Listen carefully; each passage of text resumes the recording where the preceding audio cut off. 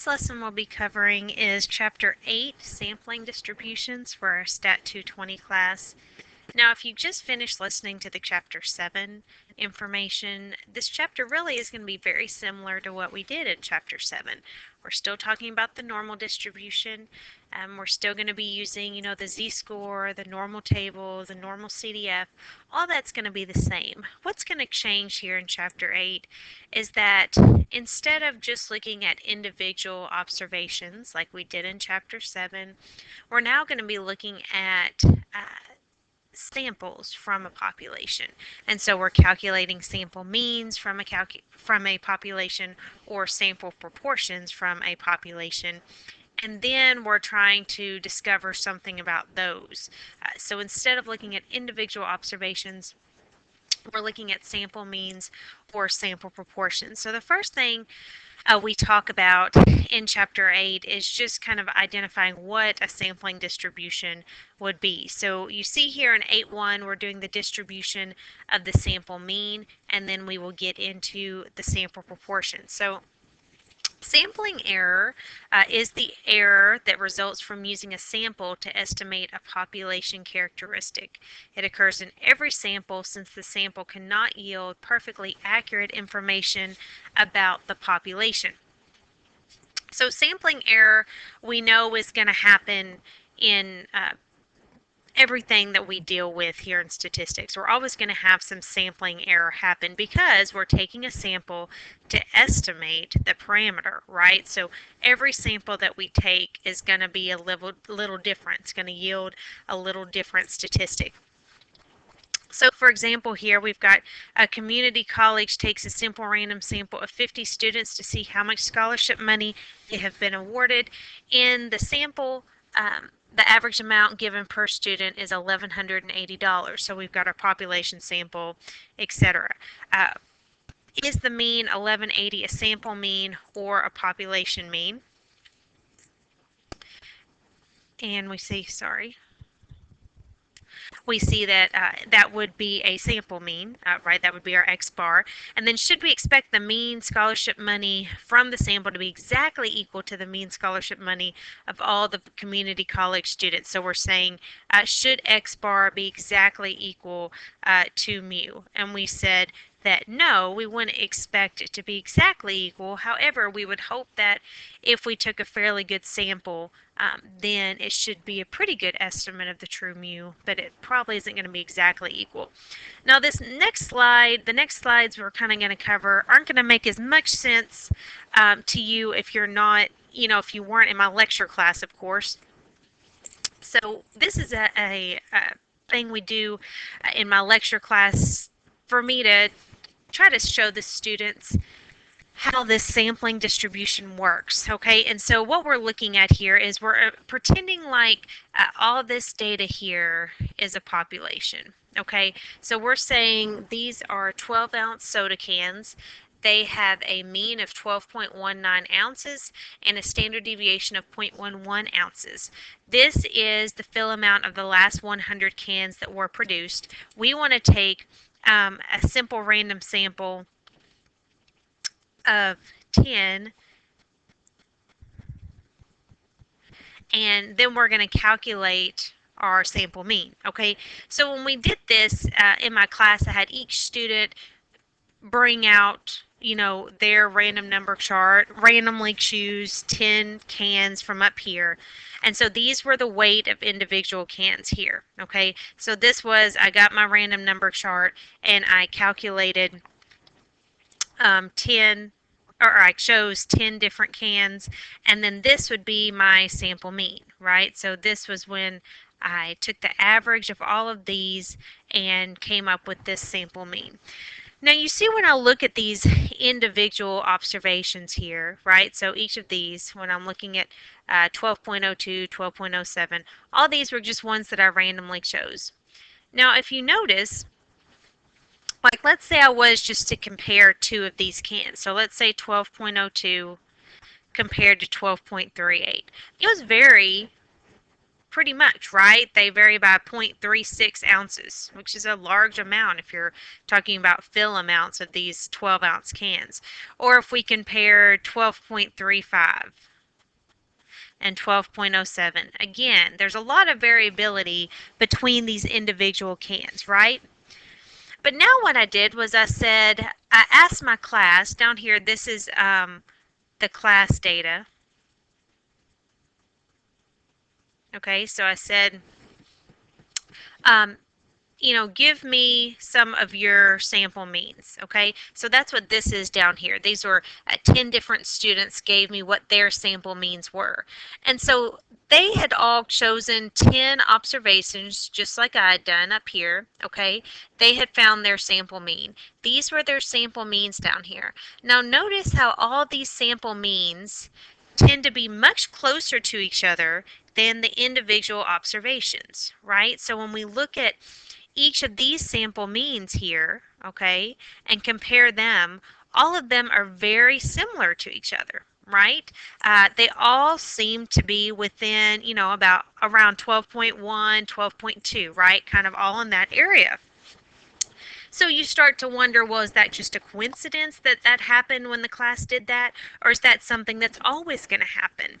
And so we'll go to the next slide and see that if we compared the sample means from each sample to the individual measurements, the ones that are going to be more variable are the individual observations, okay? So this first set up here, this set, is going to be more variable than the second set.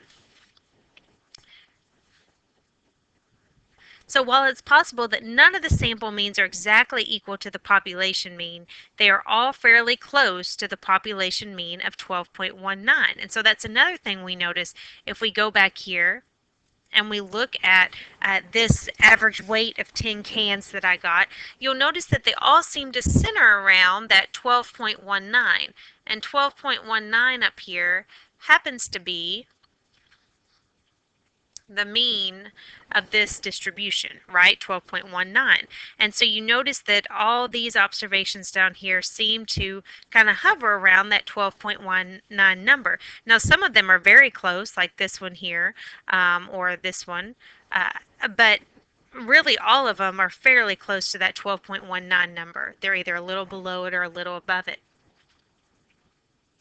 So it's possible none of them are exactly equal to that. However, since they're all fairly close to 12.19, we can see that they are going to be centered at that 12.19 number, just like the original population of cans was centered at 12.19.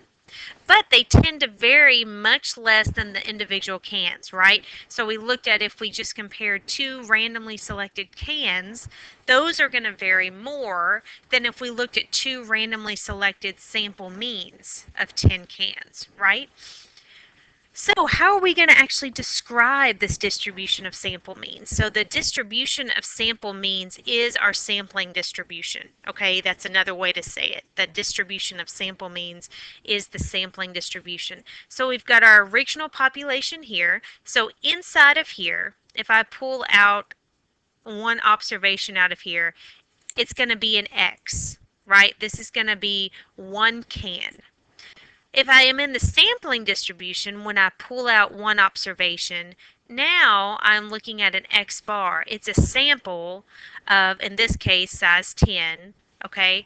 And we took the sample mean. So inside the sampling distribution, we have all X bars, okay?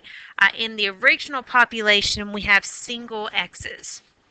So that's what's going to be different. The original population is kind of what we talked about in Chapter 8. The sampling distribution is what we're talking about now. I'm sorry, the original population is what we talked about in Chapter 7. The sampling distribution is what we're going to be talking about here in Chapter 8. And really going forward, we pretty much are going to be dealing with sampling distributions more than just original populations. So we can see that just from the example we looked at back here, that these sample means, the sampling distribution of the sample means is centered around 12.19 still, but we see that it has smaller variation than the original cans, right? So we don't think probably that the standard deviation is going to stay at 0.11. right? But we want to see how is it actually going to change? What is it going to become? So we think that going from the original population here to the sampling distribution, we're going to see the data fall closer to that mean, okay? So it's going to be more of a narrow curve here, more centered around the mean than it was before. But we want to figure out what is the sigma of this sampling distribution going to be. So the way we're going to describe that is the mean, like we said, is centered at mu, right? But the standard deviation is actually going to become sigma over the square root of n. Okay, and that's how we're going to describe the sampling distribution. So you see that here. So some of your homework problems may just say describe the sampling distribution. If that's the question, all you need to do is look back at the original population, find what the mean is, and find what sigma is. The mean of the sampling distribution is still mu. The standard deviation of the sampling distribution has now been divided by the square root of n, which is going to make it a smaller standard deviation. So what that tells us is the larger the sample size, right, the bigger n is, the smaller the sampling error is going to be, right? Because as sigma is divided by a larger n, that's going to make this number smaller. So that's why we like to have larger sample sizes, because then that means our sampling error is going to be decreased, which means that our statistic that we have created is going to be an even better estimate of the true parameter, because we expect that each of our statistics are going to vary less from each other. So it's more likely that our statistic is going to be pretty close to the true parameter. So that's why we would like to have a larger sample size. That's why Gallup, when they're taking polls, doesn't take a poll of 50 people, right? They take a poll usually of 1,000, 1,200 people, whatever. And so that helps them to make sure that their estimate is a pretty good estimate of the parameter. So their statistic is a good estimate of the parameter. So you notice that the way we denote the mean of the sampling distribution is this mu sub x here. Okay, so we have mu, and then in subscript we have the x bar, and then here we have sigma sub x bar. So that's how we differentiate it from being the mean of the original population or the mean of the sampling distribution. So you might notice that in some of your homework problems. All right, so why do we want to deal with sampling distributions? You know, why not just stay with original populations like we did in Chapter 7? Well, in Chapter 7, we did express the fact that there are lots of data sets in real life that do happen to follow that normal distribution. And so for those, yes, it would be fine to stay just with Chapter 7 material, just do single observations. However, there's lots of data out there that might not fall into normal distribution. And so if that's the case, you know, we couldn't use any of these good normal distribution qualities for any of those distributions. But the central limit theorem tells us that for a relatively large sample size, the variable x bar is approximately normally distributed regardless of the distribution of the variable under consideration. The approximation becomes better with increasing sample size. So what does that mean? Let's look at these three distributions here, okay? So this one, the first one here, is a normal distribution. The second one here is called a reverse J-shape, you know, basically just a really skewed distribution. This last one here is actually a uniform distribution, which comes up back in Chapter 6 after we talk about the binomial, but I don't have much time to get into that, so that's just another distribution that comes up in the book. So these are three different distributions. Now, just looking at those at the beginning, the only one, of course, that we could use any normal properties on would be the first one, right? The other two obviously are not normal. But notice if we look at the sampling distribution, if we just look at samples of size 2, so that means we just take two people or two things at a time, so not very big samples, the smallest size of a sample you can have basically, right? So you have samples of size 2. The normal distribution stays normal, right? The J-shaped distribution changes, right? It goes from being J-shaped to a little more of just being right skewed. So it's getting that bell-shaped in it a little more than what it had to begin with. The uniform distribution as well is going from just that box shape to being more of a triangular shape. Now we go down to samples of size 10. So now we're taking size 10 samples, calculating sample mean, and then creating this sampling distribution. The normal distribution is still normal. This J-shaped distribution now looks pretty close to normal, right? It's still a little skewed on this side, but we're getting really close to being normal. And then the uniform distribution looks very close to being a normal distribution at this point, right? And then finally we get down to samples of size 30, and all of these now are normal distributions.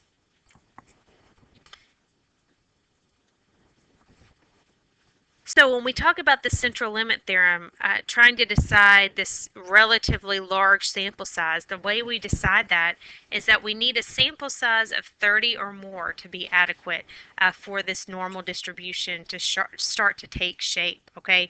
And so we saw that happen here, and if your original population is normal, then it doesn't matter what your sample size is, your sampling distribution will be normal. But the farther away your distribution is from being normal, the larger a sample size you will need. But if you can get to that sample size of 30 or greater, then you're good for whatever your original population is. So after we've stated that fact, really we're going to work the problems in pretty much the same way as we did in Chapter 7.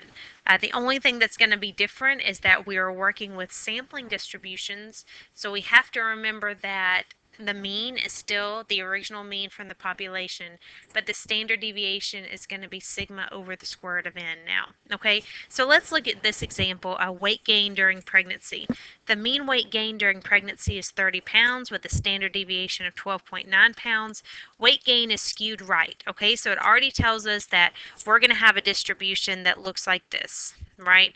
So it isn't normal, so we can't automatically use those normal probabilities. An obstetrician believes that her low-income patients gain more than the average weight gain. She obtains a random sample of 35 low-income patients. Okay, so we took a sample of 35. So once we take a sample of 35 here, so you can see that here that we took a sample of 35. Now we are in the sampling distribution. So this down here is our sampling distribution. Okay, so the sampling distribution is where all the possible samples of 35 have been taken and the sample mean has been calculated. Okay, of course we're just going to calculate one, but we're saying there is this sampling distribution that exists out there that includes every possible sample of 35 from the original population and has calculated all those sample means. And so what it's going to look like is this. Okay, so it's going to look like, see if I can, it's going to look like this where, you can see it's centered at 30. That's what the mean's going to be because we're working with the sampling distribution of the sample mean. The standard deviation we're going to get from the original problem, it says, I think the very first sentence, the mean weight gain is 30 with a standard deviation of 12.9. Okay, now that's the original population. So for our sampling distribution, the mean is still 30, but the standard deviation is now 12.9 divided by the square root of 35. Okay, and that's because we're taking samples of size 35, and the 12.9 just came from what they gave us. That was the sigma.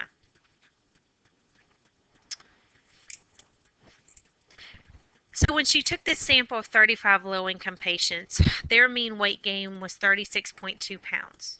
Now we know that 36.2 is more than 30, but we want to know what we see down here. Is this area in red here? Okay, what's the chance that that would happen? Okay, if the true mean is really 30, I got an observation of 36.2. How unusual or how unlikely is that to happen?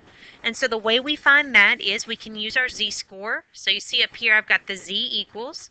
We take Our x, which in this case is actually an x bar, we have this as our observation, is the 36.2.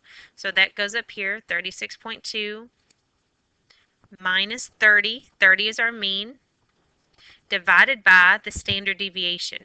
So this is the standard deviation there. The 12.9 divided by the square root of 35. When you put that in your calculator, you get 2.84.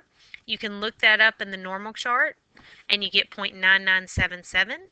That's not our answer because that would be the area to the left of this red area, right? We want the red area. So we would subtract from 1 and we get 0.0023. So we're saying there's only a 0.23% chance that this would happen if the mean really was 30. So we would say, yes, it's very unlikely to get an X bar that high, which tells us that there is something different about this group. It seems like these low-income patients are gaining more than the average pregnancy. Another way we could figure this out is by doing it on our calculator. So we've done the normal CDF a lot now in Chapter 7. We do our lower bound, which would be this 36.2, all the way up to our upper bound would be our infinity, which we just write in as the 9999. The mean is 30. The standard deviation is 12.9 divided by the square root of 35. And we get 0.00223. So about the same thing there. Either way, about 0.2%, which is less than 1%. So this would be very unlikely for that to happen. Here's another example of the mean. Let's move on here to the distribution of the sample proportion. So now basically everything we just did for means, we're also going to be able to do for proportions. So with proportions, the sample proportion is denoted by p hat. So it'll just be p with the little hat on it like that. So that's our p hat. That means it came from a sample. This is our statistic. P, so like this here, just the regular old p there, is our population proportion. Okay, so that's going to be our parameter. The 2010 census stated that 23.4% of Kentuckians were under the age of 18. A recent random sample of 1,000 Kentucky residents showed 22.9% of them were under the age of 18. So we want to figure out which one is the parameter and which one is the statistic.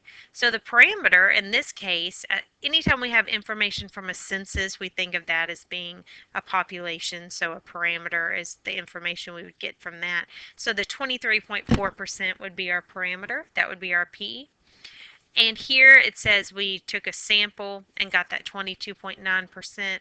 So the 0.229 is going to be our P hat, which is our sample statistic.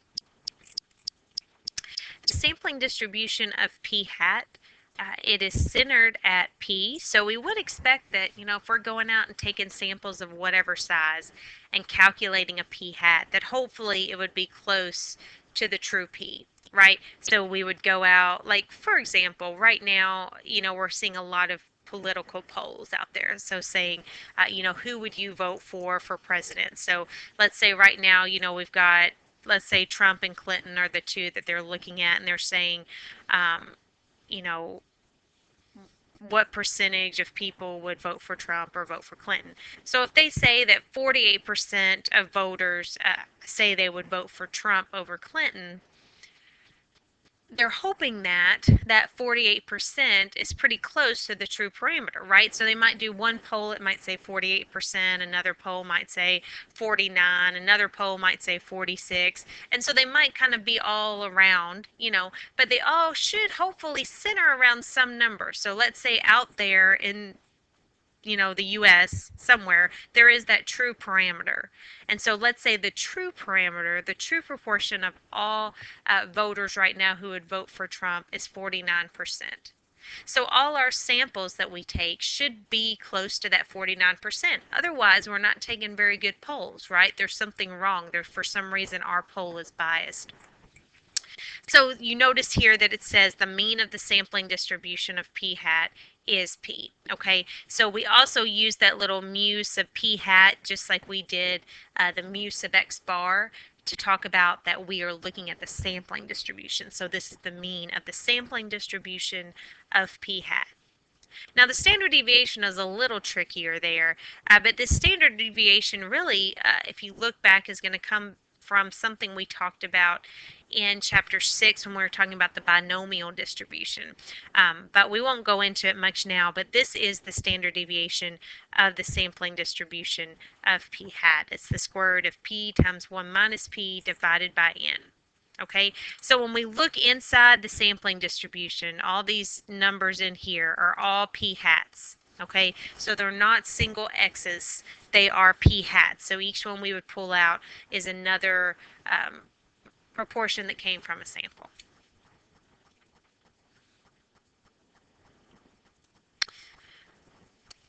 According to the 2008-2012 American Community Survey by the U.S. Census Bureau, 70.2% of Kentuckians that were born in the U.S.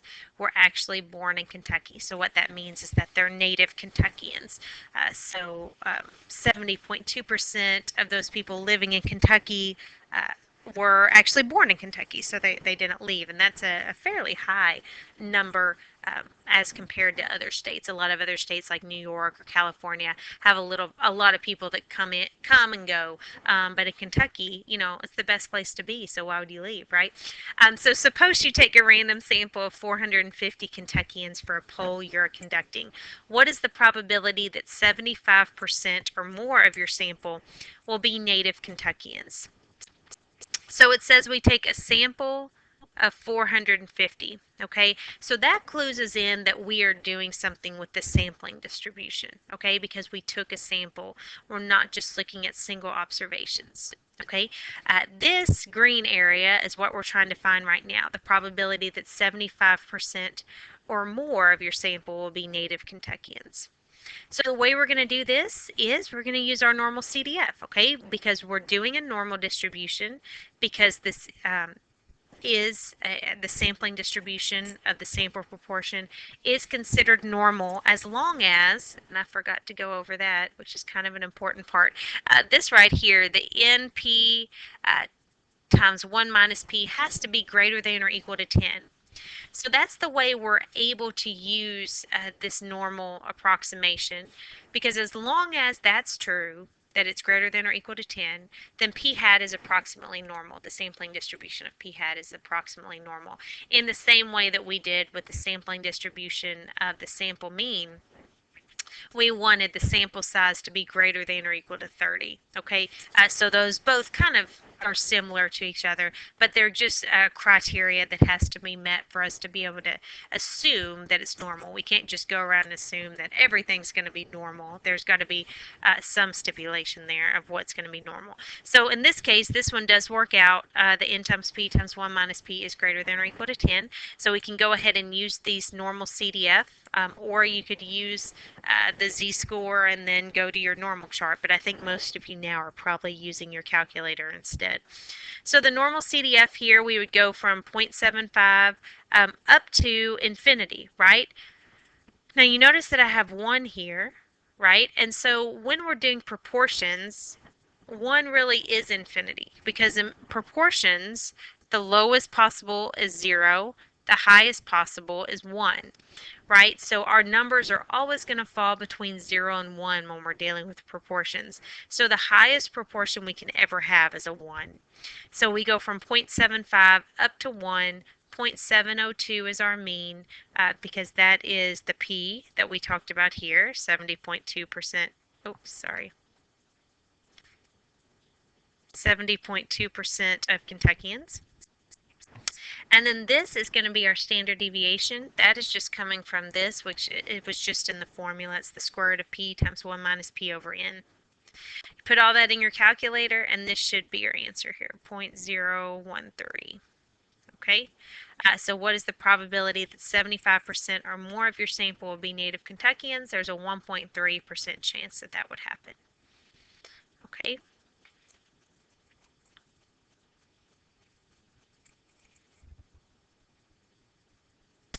Now this one was based on a poll that I had, a job approval poll. And so this one, job approval poll, they kind of do weekly. And so I was just looking at if it had really changed or not from a prior one. So that's what this one is referring to. And I'll have to see if I can get that article and link it on our Blackboard page so you can reference back to it for this one. But that's pretty much the end of Chapter 8. So with Chapter 8, what you really need to understand is just what a sampling distribution is. And that really in Chapter 8, 9, and 10, we are going to be looking at sampling distribution. So Chapter 7, we needed to just introduce us to what the normal distribution was, the normal chart, using the normal CDF, all that information. But once we finished that and got into Chapter 8, we started talking about, okay, how often are we actually going to use just a single observation? Most of the time, we are going to be looking at a sample of people, okay, or a sample of things. And so in that case, how are we going to deal with the sampling distribution? And so we've shown that if we have whatever our population looks like, if that population, we take a sample of 30 or more from there and then calculate a sample mean, we can use the normal distribution because of the central limit theorem. If we're looking at proportions, if we take a sample of whatever size and calculate a proportion, if n times p times 1 minus p is greater than or equal to 10, then we can assume that we can work with a normal distribution for that sampling distribution of p hat, and again use all those normal probabilities that we talked about in Chapter 7. All right, so that's the end of Chapter 8, and we will get into Chapter 9 in our next lesson.